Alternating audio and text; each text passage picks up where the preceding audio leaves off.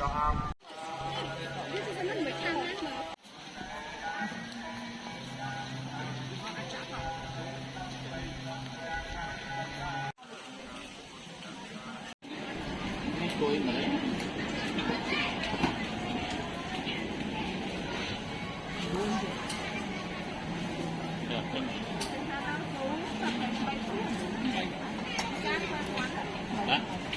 lo main bom mana?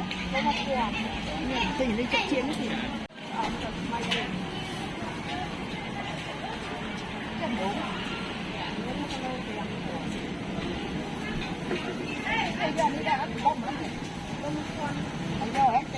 Ada.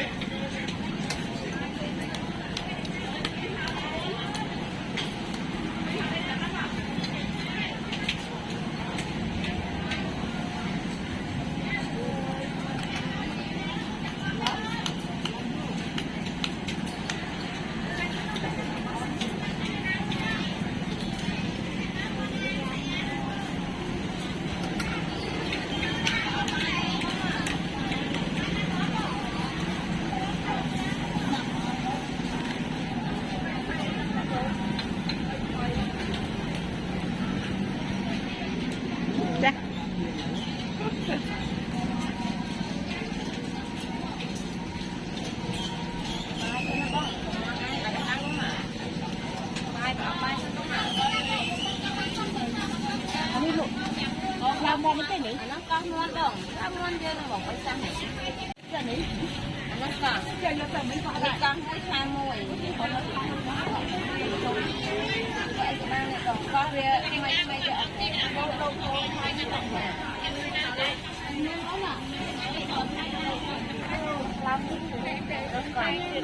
Anh nông đi rồi, mỗi cái vậy.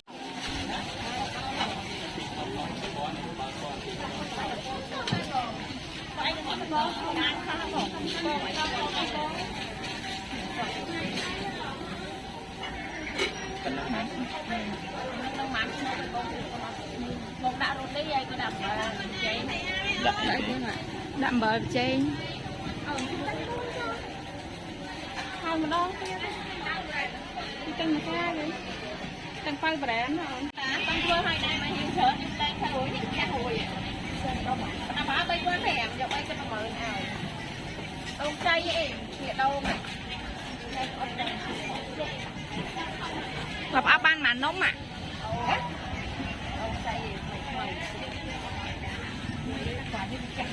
Ở đây chắc hối hai mà máu. Còn thơm em pe.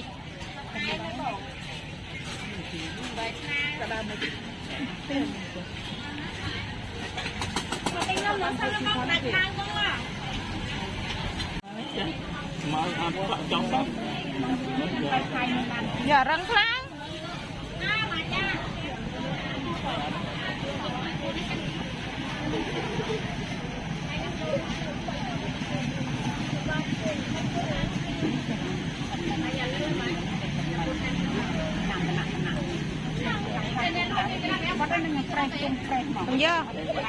Không dơ.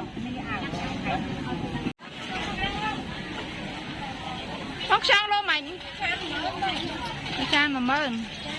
Tăng một tăng khỏi được cái này mẹ. Do một mà chan đó.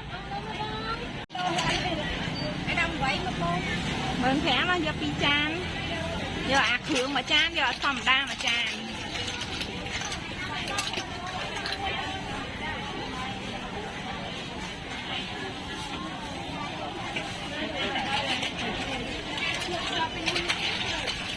Con ơi, anh cái mà tạ xong rồi tôi ăn rồi.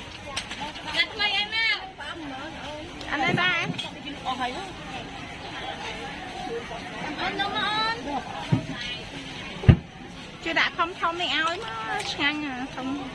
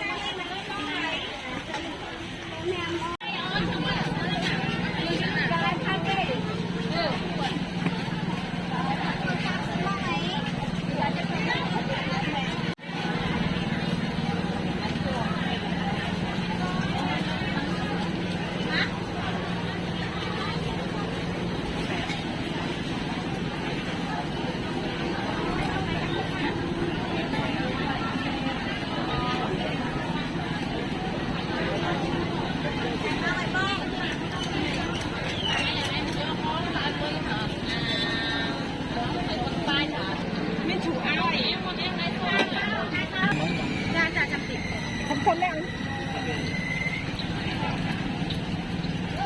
นี่กิโลมั้งบ้างเนี่ยจ้านี่ใช่ไหมอันนี้มันแค่ถุงละต้นหนูยกลักแล้วบ้างช่วยจะไว้ใช่ยกลักแล้วไปมองถึงไอ้เล็กเรียบ้านแต่ผมจ่ายทำไม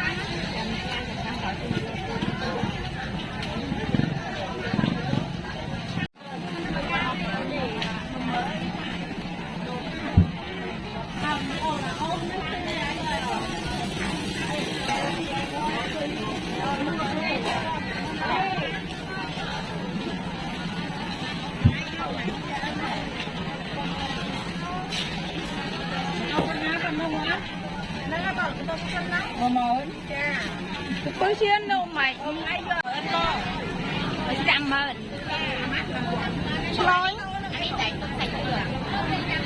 cho hả bảy con má đấy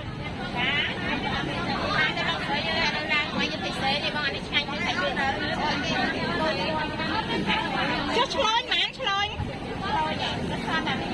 lôi mán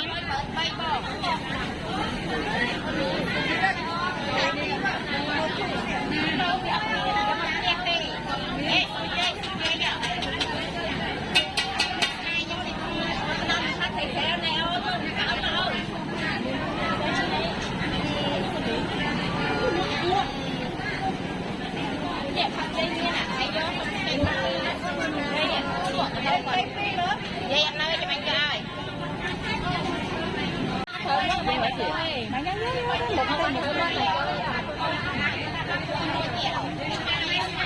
một miếng cây anh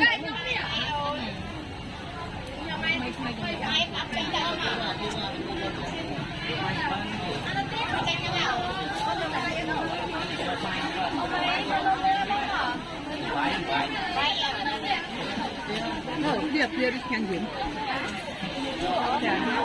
cho snow đam đi snow đam ấy ngang nhân là mưa này snow đam này chứ có nấu gì mơ này cha mà mơ cha chứ mơ cha nó ăn đấy giờ cái đáy nó này là mấy thằng tính lia con hai nhất lia rồi nhất tính kê mình hai ấy để trong luôn nó chia cặp nữa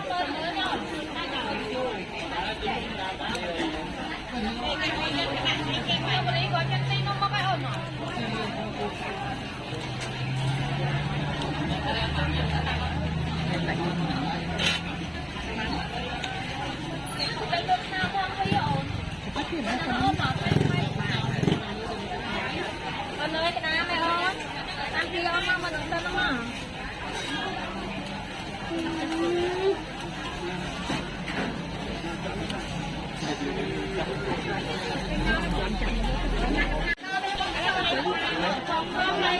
mấy giờ bây giờ anh các bạn đi thèm quán được kìa năm nay giờ đi thèm quán được kìa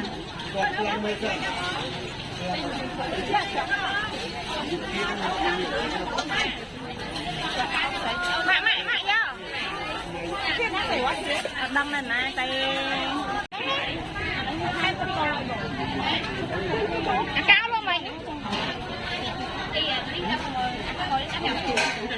đập mà mờn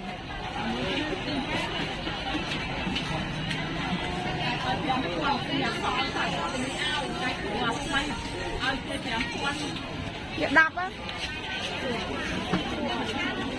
à tôi mán à tôi nha mọi đồng cao mán hay có tập ti đài đồng cao mán ở đây à cao nó nha mọi đồng cao mà tôi nó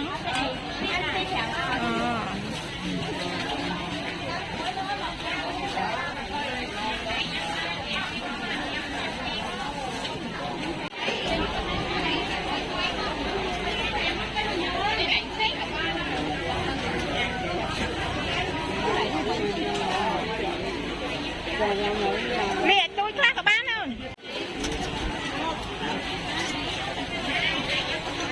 Đạp à? Giờ tôi khác của bán này mà giờ à? Để tôi khác. Mình thấy giống cách đạp. Cái đai rồi ấy.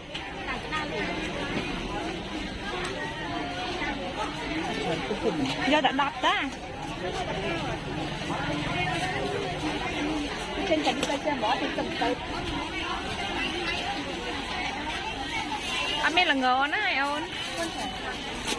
Mình là ngờ.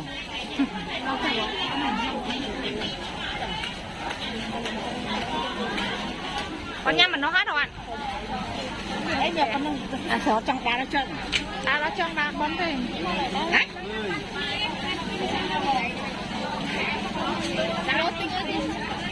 Thế mà khéo thế đấy mà.